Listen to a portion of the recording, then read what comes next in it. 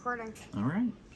Hello and welcome back to the channel. Today on Troxels and Trackside, we are going to be taking a look at my Mustang.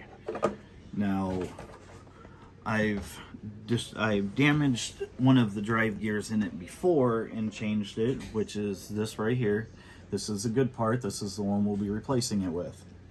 I let one of my sons drive it a week or so ago, and we had the same issue. So what we'll do first is we're going to pick it up and we're going to listen. I don't really hear much. Oh, there it is. Yep. Right there. You can hear that grinding right there. So we will be taking this cover off and we will be examining that gear. Well, let's take this off and see how bad it is. Wiggle it off of there. Oh, and then you can tell straight away. You can just see how badly damaged all of those teeth are. So, now to fix this issue in particular, we have to take this housing off, and remove the drive shaft. It's not as difficult as you might think. It does take a little bit of time. Just don't rush if you have to. What I usually do is, when I first started my career in my current job, I would take pictures of everything. This way it gives you a photograph to go back to and look at stuff to see, oh hey, that goes there instead of here. So if you're willing to tackle any of these fixes that I'm showing you, that's what I would do until you get comfortable enough to do it your own way.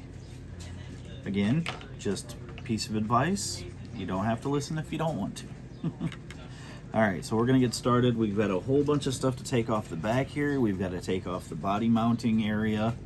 We have to take off both of the tops of the shocks. And we have to take the shock mount off. We have to undo each one of these bolts and swing those off to the side, and then we can get this cover off. And then up front, we have to do pretty much the same thing. We have to take this off. We have to get that screw out of there. We have to take the top shocks off of here, take this off, these two bolts, and then this brace here that covers the front of the drive shaft. And then take the covers off, and we'll be able to take the drive shaft out and change that gear. There's one more. Sink. And there's that. Let's go. Alright, you get a good look at the inner workings here.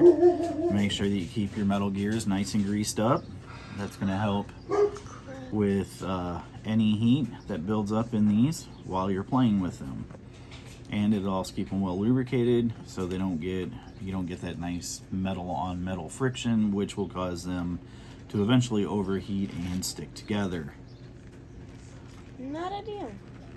Alright, now we got the back part off. Let's get to the front.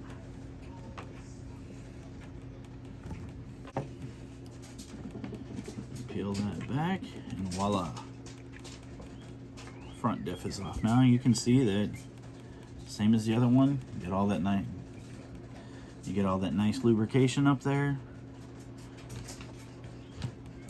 Alright, and then from this point, just pop your drive shaft out. Now, take your front bearings off, put them down. You give me a paper towel. Just keep those aside.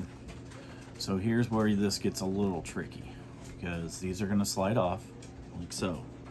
Stick those on the back there so you can see them. Now, you see you've got that little push pin in there.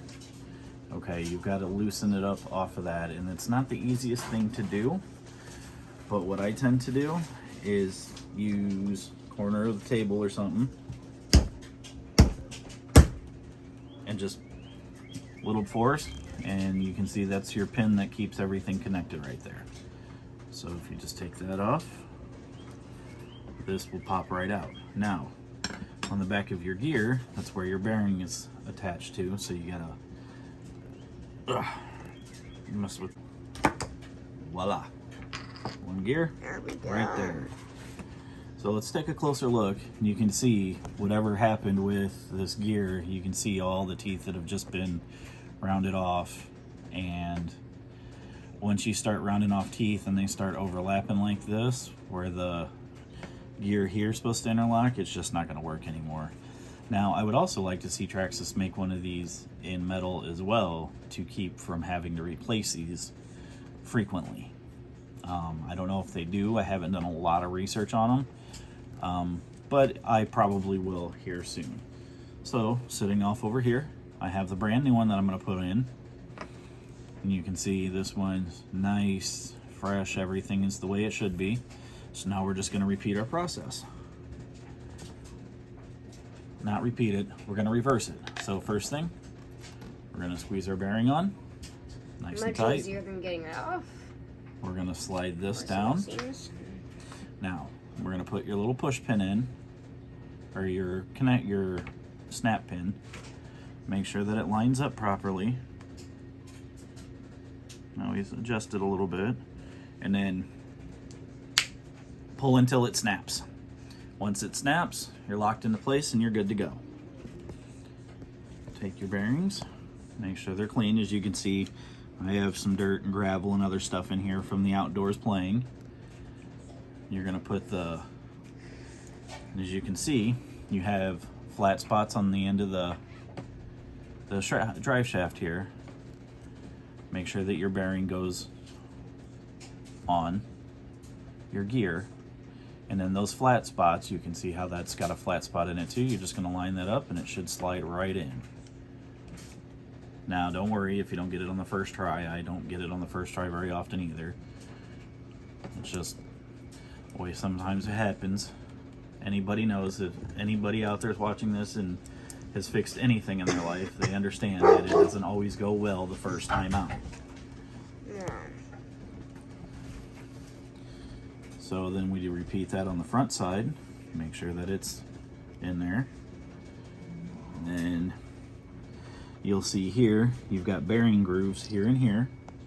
It's where that big bearing will sit. And then on this end, you have the little bearing shaft where that goes right there. So as you can see, everything's falling apart again, which is our... Mamma mia. So we're going to put that on. Very Now you have carefully to- put it in. You just got to kind of play with it a little bit to get it underneath the clip here. The box, your controller box, this little lip right here makes it kind of difficult sometimes, so just make sure that you get it underneath that. You can go through, put all this stuff back on. Come on. And if you have to, pull it out and start over. Like he's just had to do. And try it again. There we go.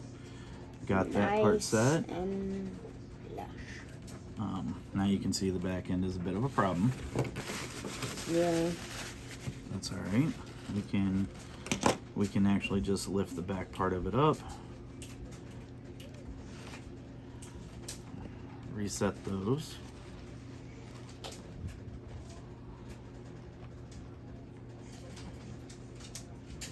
Rotate that till it's on. And then get that down in place. Now you'll make sure that all your bearings are sitting in all your grooves.